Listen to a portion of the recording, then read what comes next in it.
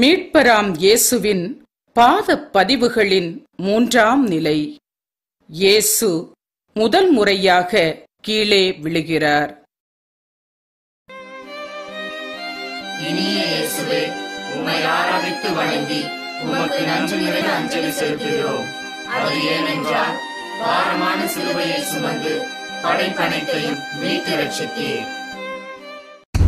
சுமையென்று வந்தவர்க்கு தோள் கொடுத்து தாங்கியவர், தாழ்நிலை நின்றவர்க்கு கரம் கொடுத்து உயர்த்தியவர், சிலுவையின் பாரத்தாலும் பயணத்தின் களைப்பாலும் வழுவிழந்து முகம் குப்புற மண்ணில் வீழ்கிறார். மண்ணோடு மண்ணாய் வீழ்ந்த போதும் மௌனமாய் மடிந்து போகாமல் மீண்டெழுந்து தொடர்கிறார் இயேசு விடாத பயணத்தை.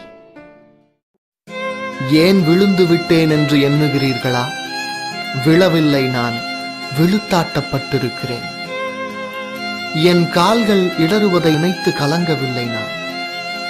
உங்கள் வார்த்தையிலும் வாழ்க்கையிலும் அன்றாடம் நீங்கள் வழுக்கி விழுவதை எண்ணி வருந்துகிறேன்.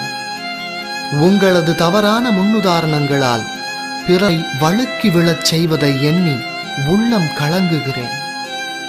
வீழ்வது பலவீனம், பிறரை வீழ்த்துவது மதியீனம்.